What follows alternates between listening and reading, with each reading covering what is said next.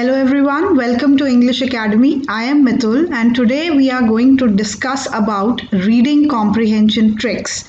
That there are certain tricks which are involved in reading comprehension. So let's just start.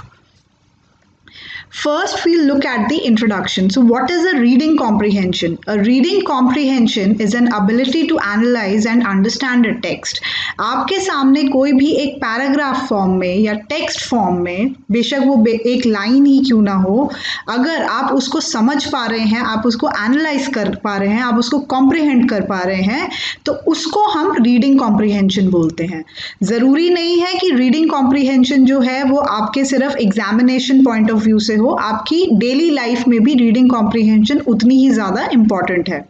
तो इसके कुछ example है. Reading a newspaper और a novel.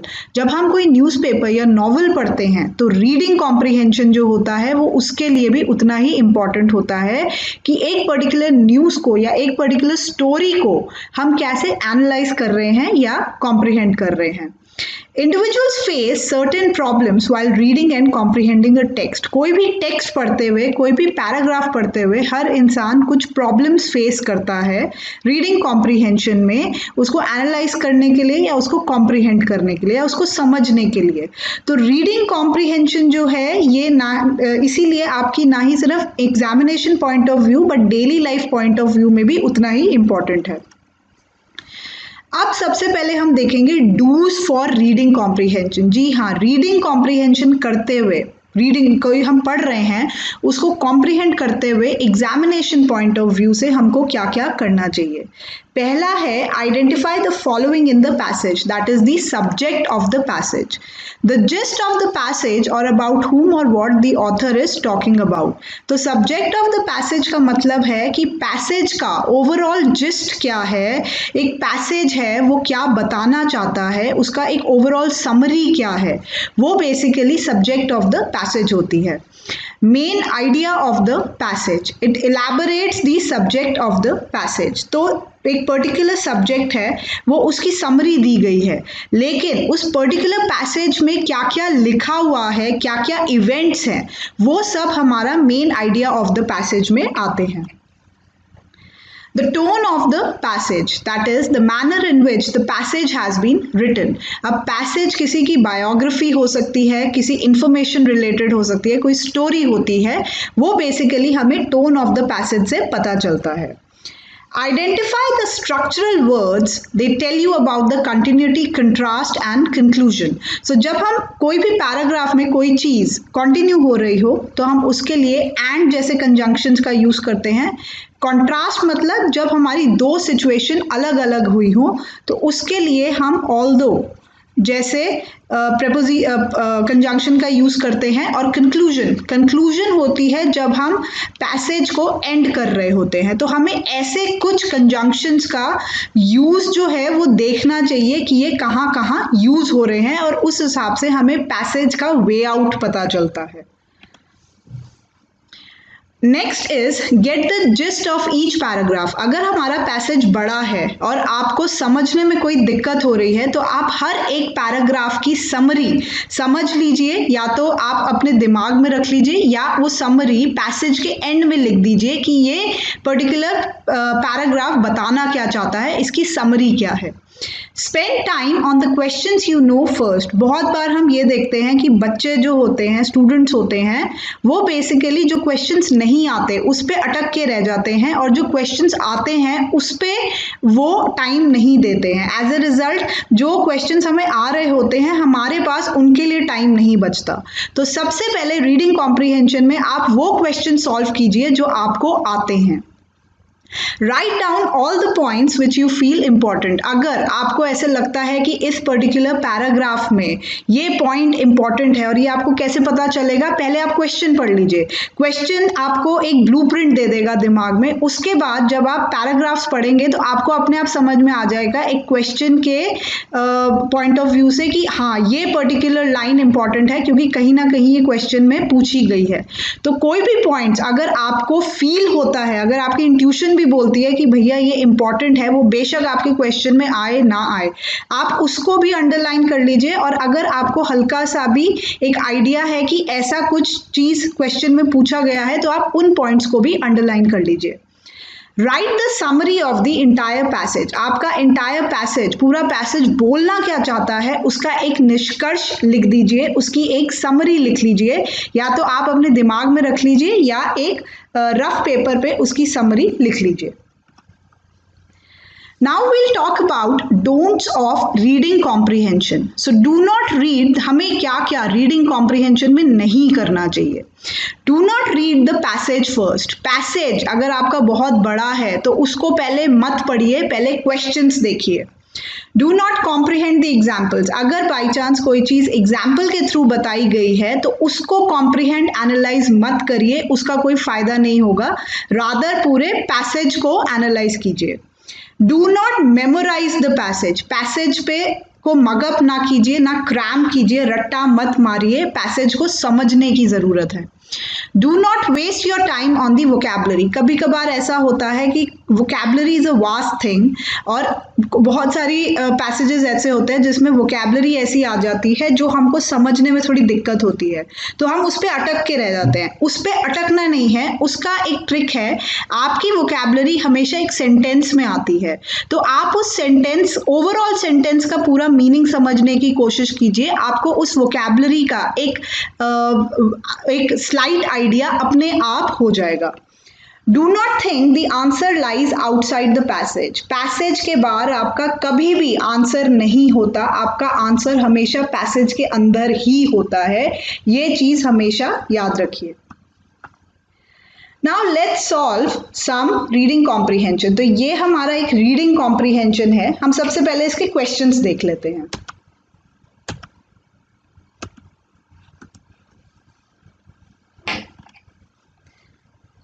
ये इसके कुछ क्वेश्चंस हैं।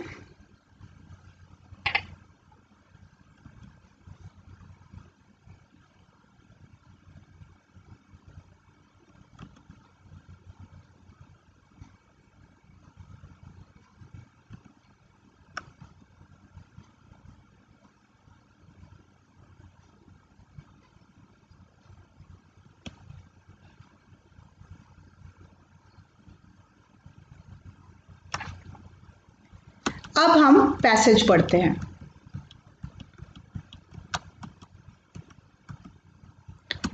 तो ये हमारा पैसेज आ गया। A well-dressed young man entered a big textile shop one evening. He was able to draw the attention of the salesman who thought him rich and likely to make heavy purchases. ये मुझे कुछ question में आया हुआ लग रहा है तो इसको मैं अंडरलाइन कर लेती हूँ। He was shown the superior varieties of suits, lengths and sarees. But after casually examining them, he kept moving to the next section where ready-made goods were being sold and further on to the hosiery section. तो यहाँ से लेकर यहाँ तक मुझे कुछ important लग रहा है तो इसको हम underline कर लेते हैं। By then, the salesman had begun to doubt his intention and drew the attention of the manager. मुझे इसमें ये थोड़ा सा important लग रहा है। The manager asked him what exactly he wanted and he replied that he wanted courteous treatment. ये भी मुझे important लग रहा है तो इसको मैं underline कर लेती हूँ। अब जब अंडरलाइन करेंगे तो आपके दिमाग में अपने आप ही बैठ जाएगा वो।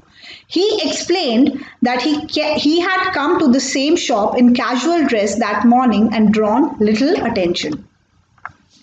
His pride was hurt and he wanted to assert himself. He had come in good dress only to get decent treatment for not for getting any textiles. तो ये मुझे important लग रहा है, ये मैं लिख रही हूँ, अंडरलाइन कर रही हूँ। He left without making any purchase. अब ये जो पर्टिकुलर पैसेज है इसकी पहले हम समरी देख लेते हैं कि सुबह एक इंसान कैजुअल ड्रेस में आया था तो सेल्समैन ने उस पर ज़्यादा ध्यान नहीं दिया। रात को जब वो प्रॉपर टक्सीडो में या सूट में आया तो सेल्समैन ने उस पर ध्यान दिया। इसका मतलब ये है कि वो ये बताना चाहता था मैनेजर और सेल्समैन को कि लोग जो होते हैं वो सिर्फ वेल ड्रेस्ड और जो लोग रिच दिखते हैं उनकी तरफ ज़्यादा ध्यान देते हैं, जो कैजुअली इंसान आते हैं या जो मिडिल क्लास से लोग होते हैं उन पे ज़्यादा ध्यान नहीं देते। तो इसका ये एक समरी थी। The young man was well dressed because it was his habit to dress well. It was his wedding day. He wanted to meet the manager of the shop. He wanted to impress the salesman. तो इसमें जो मुझे लग रहा है वो C answer है, that he wanted to meet the manager of the shop because वो मैनेजर को सुनाना चाहता था, वो ये बताना चाहता था कि उनका जो ट्रीटमेंट है वो सुबह कर्टियस नहीं था। The salesmen in the shop are described as people who pay attention to only young men and women, pretty women, only rich customers, regular customers. तो इसमें सेल्समैन ने जब वो सूट पहन के आया तब उस पर ज़्यादा ध्यान दिया, तो इसका answer will B only rich customers.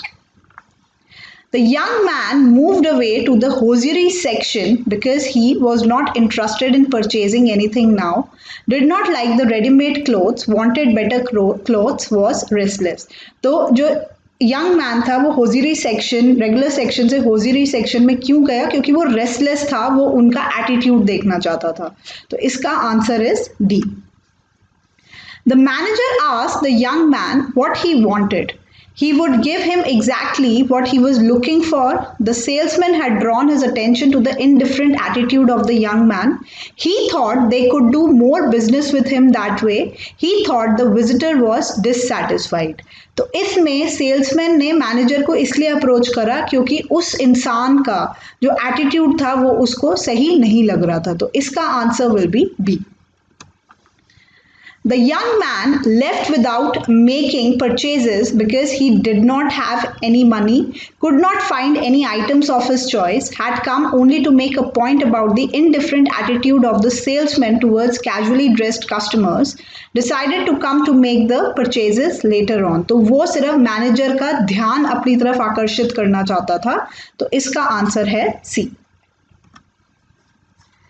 Now we'll talk about passage 2. तो passage 2 पे जाने से पहले हम इसके questions देख लेते हैं क्योंकि ये बहुत बड़ा है।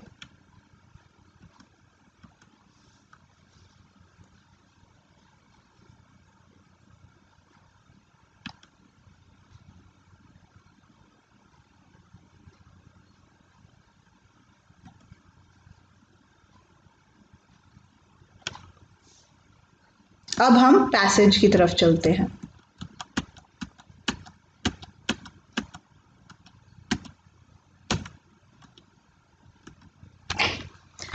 A dabbawala is a person in Mumbai whose job is carrying and delivering freshly made food from home in lunch boxes to office workers.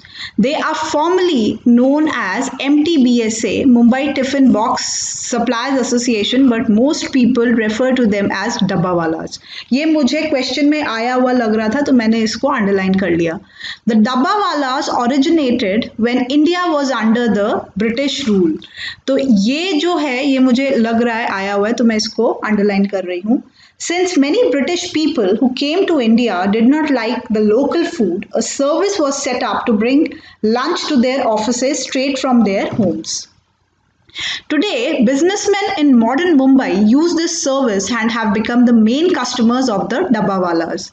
By delivering to each employee his tiffin or lunch, the dabbawala solved the problem for an estimated 2 lakh people. तो ये मुझे लग रहा है कि question में आया हुआ है तो इसको मैं अंडरलाइन कर लेती हूँ। They charge between 150 to 300 per dabba per month depending on the location and collection time. They are an incredible team. They have a record of no strikes against management. So they have no record of no strikes against management. They are always on time even through the rainiest day on the planet. तो ये मुझे important लग रहा है, तो ये मैं underline कर रही हूँ. Their creativity and ingenuity have kept them alive. When the telephone services were at a premium in India, the Dabbawalas encouraged housewives to use their system to communicate with their spouses by placing little chits inside their boxes. So ये वाला जो है ये मुझे important लग रहा है, तो मैं इसको ऐसे mark कर रही हूँ. The husbands enjoyed the chits as much as the food. Thus, the Dabbawalas were able to think outside the box and broaden their capabilities given in a very limited infrastructure. Dabbawalas have also embraced technology. On March 25, 2006, the Dabbawalas went online with www.mydabbawala.com. The Dabbawalas have become icons of hard work and dedication. So, ये मुझे important लग रहा है because मुझे लग रहा है ये question में आया हुआ है. In fact, the 5,000 strong workforce, there are a handful of women, is so well known that Prince Charles paid them visit during his recent trip to India. Several academic institutions regularly invite the Dabbawalas representatives for discussion and to complement and enhance their academic content. तो ये मुझे important लग रहा है, तो इसको हमने underline कर लिया. Now we'll answer the following question. Dabbawala's job is dash and dash freshly made food from home to office workers. So Dabbawala's job is to collect and distribute freshly made food from home to office workers. The employees of MTBSA are known as Dabbawalas, क्योंकि ये हमने underline कर दिया था. The Dabbawalas started their service during British time या period, providing services to as many as 2 lakh customers. People, Dabbawala are considered to be the most punctual, क्योंकि इसमें time की बात हुई थी, even through the rainiest days on the planet. They have a record of no strike against the, ये हमने पढ़ा था, management. Dabbawalas are appreciated for their out of the box thinking, ये हमने पढ़ा था. The working of Dabbawala is a dash in management and organization. Limited, dedication, lesson, none of the above. तो इनका case study पढ़ी जाती है management institution में, तो it is a lesson. The Dabbawalas have become icons of hard work, dedication, both 1 and 2 and none of the above. तो ये दोनों positive words हैं और ये दोनों paragraph में थे, so it is both 1 and 2. So thank you so much. That was all in reading comprehension tricks.